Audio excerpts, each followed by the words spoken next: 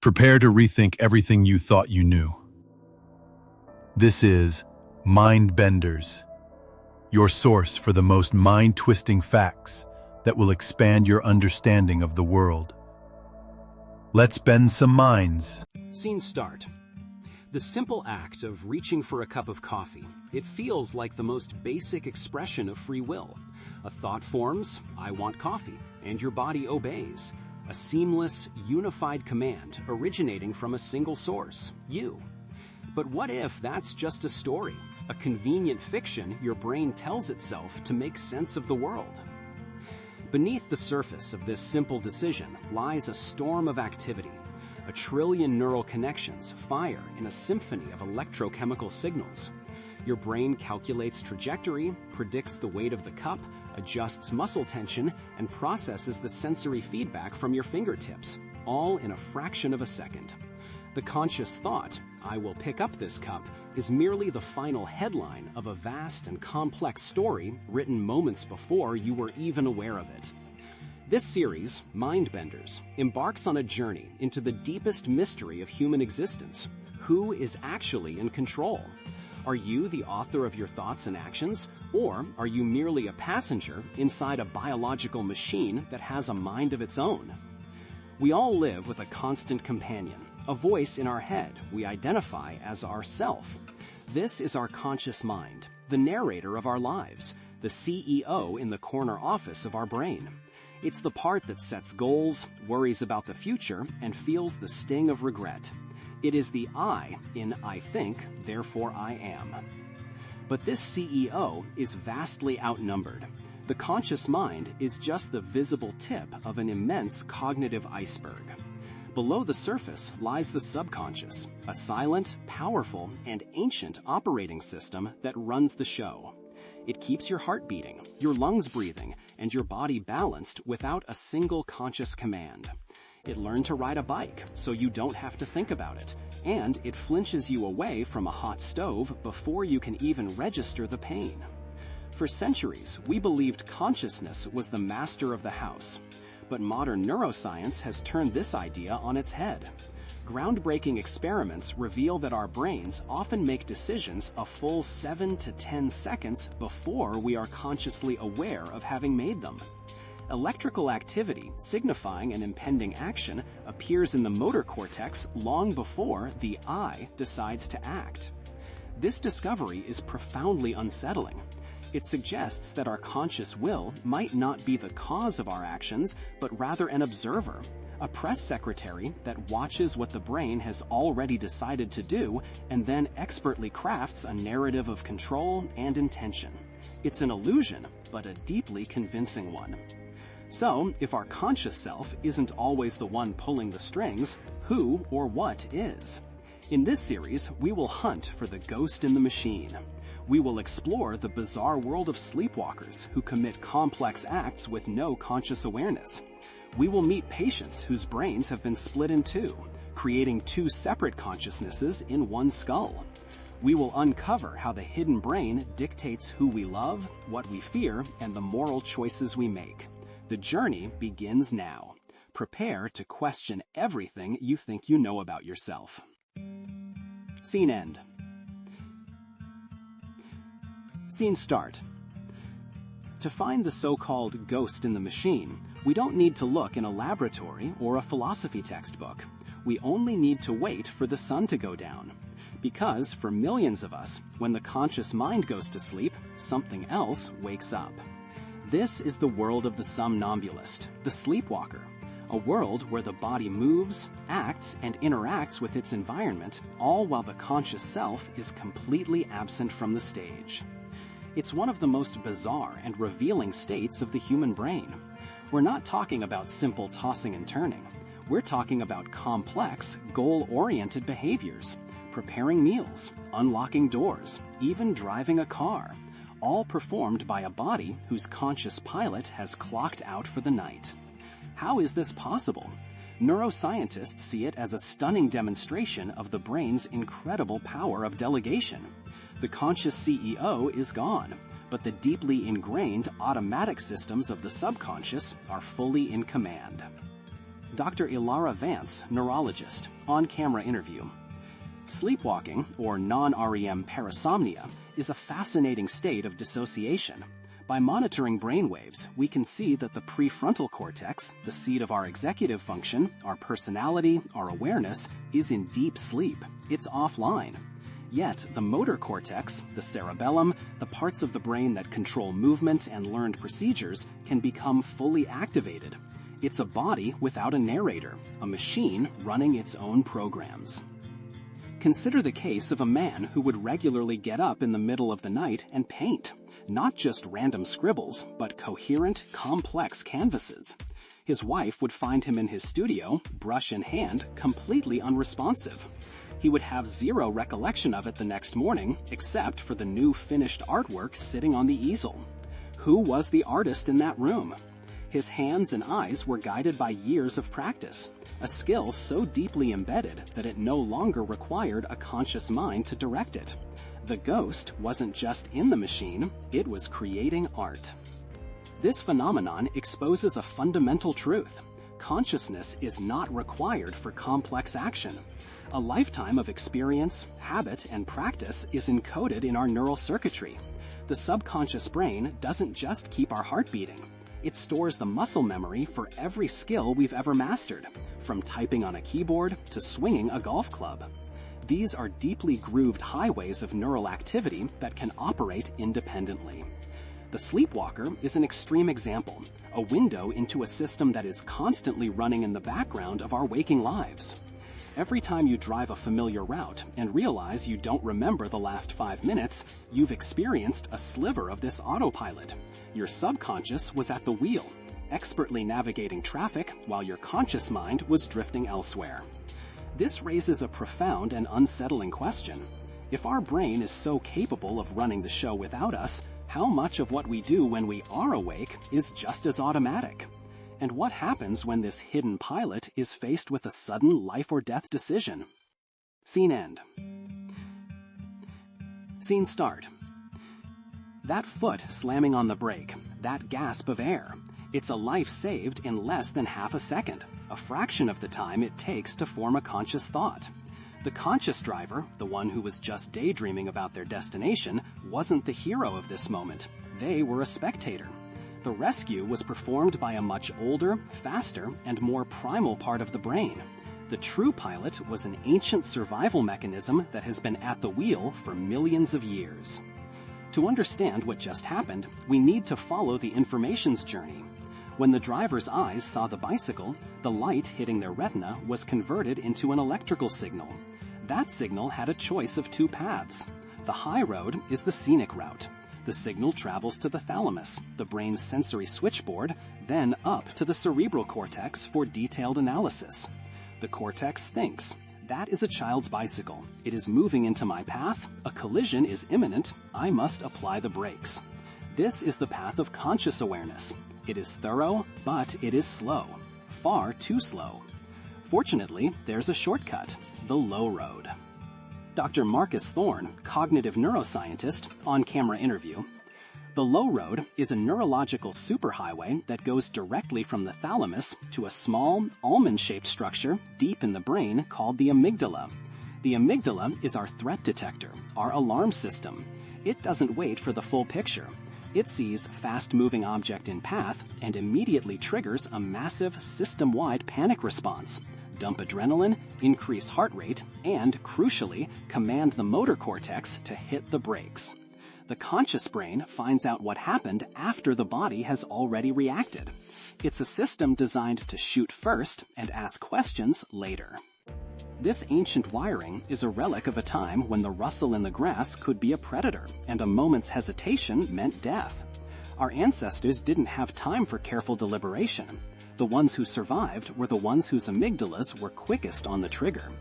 We are the descendants of the jumpy and the anxious. Our brains are hardwired to see threats first and foremost, a default setting for survival that hums away beneath the surface of our modern rational minds. But this high-speed subconscious alarm system doesn't just respond to physical threats. It's constantly active, subtly coloring all of our perceptions and judgments. That instant feeling of distrust you get from a stranger, that gut feeling about a business deal, that inexplicable aversion to a certain food. This isn't random. It's your amygdala doing what it does best, making a snap judgment based on pattern recognition and deep-seated, often unconscious associations. These gut feelings feel like our own intuition, an authentic expression of our inner self. But what if they are just echoes from the ghost in the machine? A primal reflex system that, in our complex social world, can be as much of a liability as an asset. It can lead to life-saving reflexes, but it can also be the wellspring of our deepest biases and irrational fears. It decides who we trust and who we fear long before our conscious mind has its vote. If you want to keep exploring the hidden forces that shape your life, make sure you subscribe and turn on notifications so you don't miss what comes next. Scene end. This primal gut feeling, this instant subconscious judgment, is not just an alarm bell for physical danger. It's a powerful social tool, one that has shaped human history. For millions of years, survival depended on our ability to instantly categorize the world into a simple binary, us versus them, friend or foe, in-group or out-group. This ancient high-speed sorting algorithm runs silently in the background of our minds, influencing our decisions in ways we are often completely unaware of. It's the ghost in the machine, acting as a bouncer at the velvet rope of our social club. Modern psychology has found a way to catch this ghost in the act. It's called the Implicit Association Test, or IAT. The test is deceptively simple. You sit at a computer and rapidly sort words and images into categories. For example, you might be asked to associate positive words with faces of one demographic and negative words with another. Then the pairings are switched. The test measures the tiny, milliseconds-long hesitations in your reaction time. What it reveals is often shocking, a deep-seated, unconscious bias that may directly contradict your conscious beliefs. Dr. Lena Petrova, social psychologist. The IAT is so powerful because it bypasses the conscious mind. Your conscious self might genuinely believe in equality and fairness, but the IAT measures the deeply ingrained associations your brain has built up over a lifetime of cultural exposure. These biases aren't necessarily a sign of moral failing. They are a sign of a brain working efficiently, creating mental shortcuts based on patterns it has observed. The problem is, in a complex world, those shortcuts can be profoundly wrong. This hidden architecture doesn't just shape our social biases. It forms the very bedrock of our moral intuition. To see how, consider a classic thought experiment, the trolley problem. A runaway trolley is about to kill 5 people tied to a track. You are standing next to a lever. If you pull it, the trolley will switch to a different track, where it will kill 1 person. Most people say they would pull the lever. 1 death is better than 5. It's a logical, utilitarian calculation. But now let's change one detail. There is no lever. You are standing on a footbridge over the track, next to a very large stranger. The only way to save the 5 people is to push the stranger off the bridge and onto the track below, stopping the trolley. The math is identical. Sacrifice 1 life to save 5. Yet, most people have a visceral, immediate revulsion to this idea. They would not push the stranger. Why? The answer lies in which part of the brain is in control.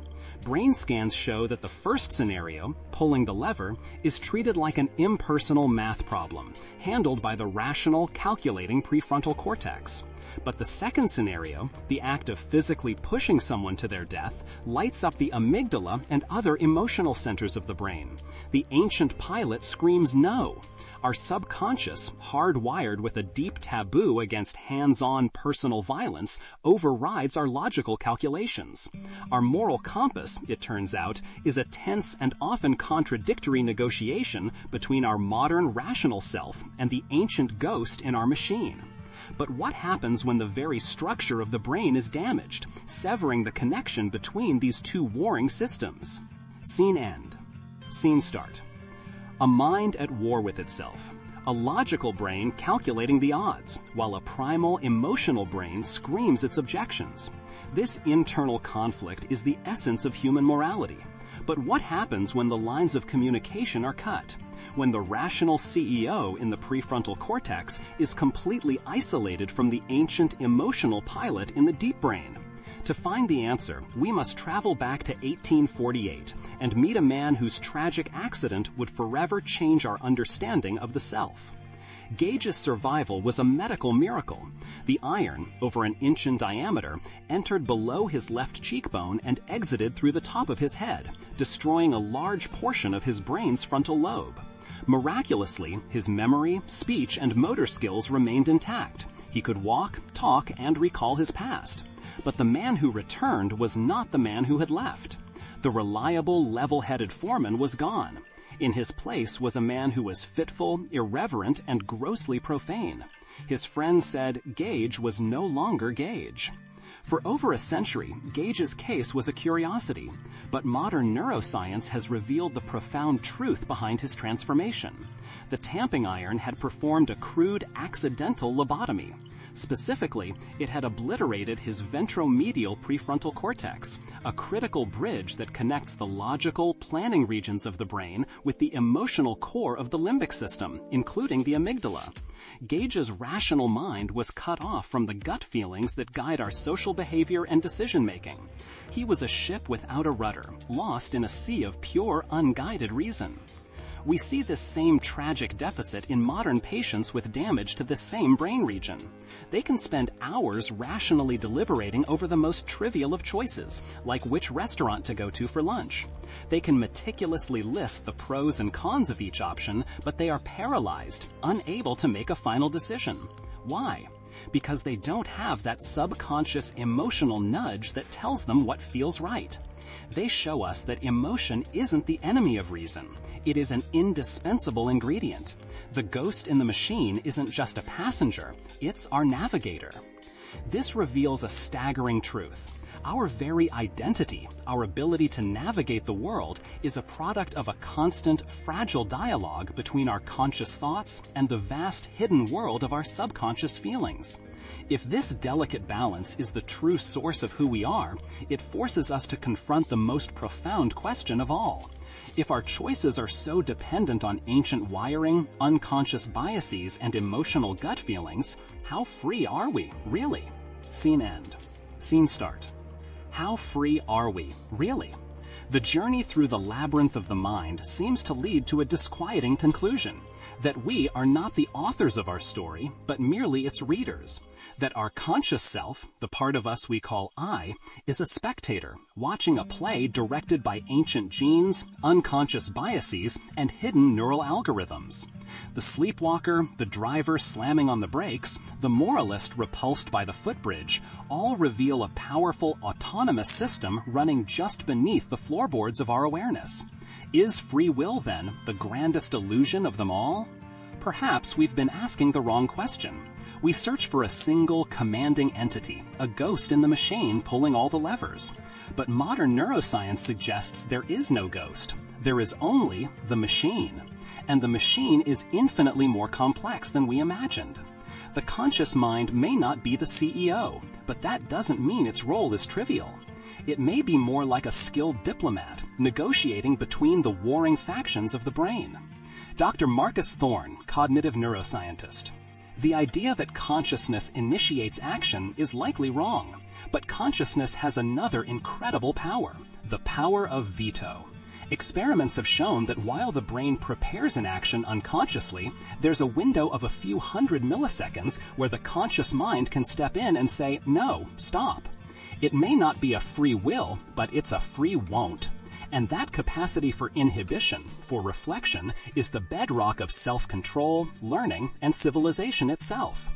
This is where true agency may lie, not in the magical creation of a thought out of thin air, but in the conscious choice to cultivate the garden of our mind. We cannot stop the weeds of our primal instincts or implicit biases from sprouting, but we can choose not to water them. By consciously practicing new habits, questioning our gut reactions, and exposing ourselves to different perspectives, we are actively reshaping our neural landscape. We are using our conscious awareness to train the vast, powerful subconscious that lies beneath. The rider may not be stronger than the elephant, but they can, with skill and patience, guide its path. So who is in control? The answer is not a single entity. You are not a ghost inhabiting a body. You are the body.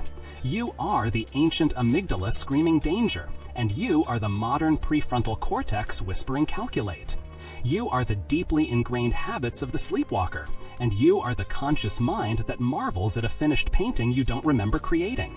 The self is not a singular noun, but a verb, a process, a constant roiling conversation between a million different neural voices. The identity you feel, that stable sense of I, is the magnificent story your brain tells itself to unify this chaotic chorus into a single coherent song. It is an illusion, yes, but it is a necessary one. It allows us to navigate the world, to make plans, to feel love, and to build societies. The search for who's in control leads us back to ourselves, not a simple master, but a complex, emergent symphony. The greatest mind-bender of all is not that we are being controlled by our brains, but that we are our brains, and what a strange, miraculous, and beautiful thing that is to be. Scene end. The debate is far from over. Is your experience of free will real, or is it the most convincing trick your brain has ever played? Let us know what you think in the comments below. The world is full of fascinating paradoxes, isn't it? We hope today's facts truly bent your mind. If you're ready for more daily revelations that challenge the norm, subscribe to Mindbenders. Don't forget to ring the bell so you never miss a new video. Until next time, keep questioning.